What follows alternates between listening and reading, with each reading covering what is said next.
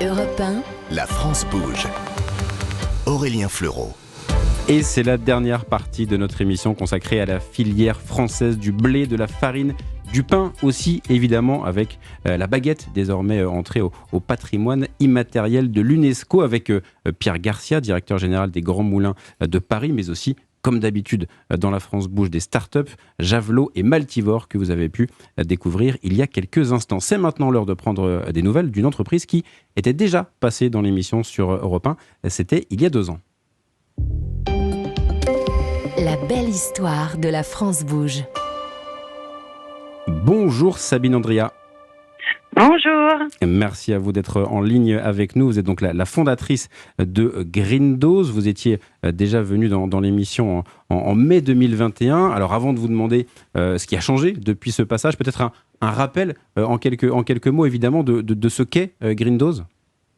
Oui, alors Grindose, c'est un petit peu la révolution des légumes, hein, puisque nous, on se propose de réinventer l'alimentation du quotidien en remplaçant une grande partie de la farine de blé, notamment celle du blé, du pain, des cookies, des pizzas, par des légumes et des légumineuses.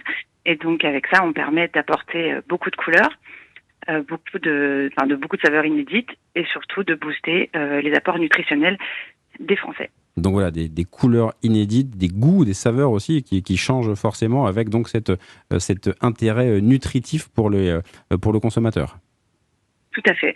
Et parce que c'est un sujet particulièrement d'actualité en ce moment. Hein. Oui. On a eu les chiffres du surpoids et de l'obésité qui sont tombés hier. Effectivement. Et aujourd'hui, il y a une énorme corrélation entre le surpoids et la consommation de nutriments essentiels.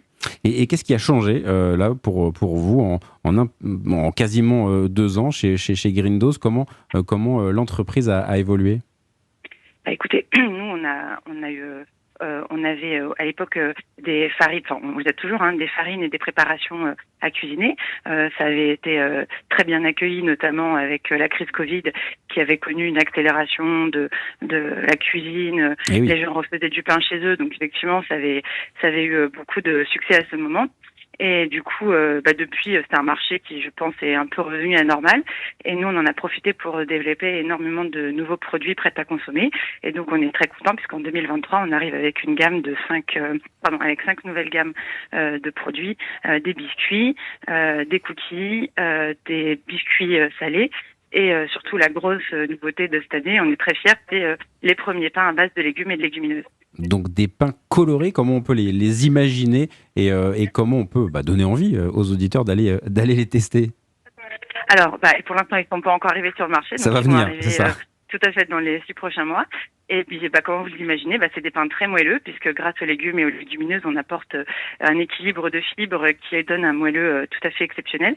Et du coup, avec les saveurs des légumes assez subtiles, mais assez présentes pour faire apprécier les légumes à tous. Et pour ces nouvelles gammes, vous êtes en train vous avez recruté, vous avez eu une levée de fonds récemment?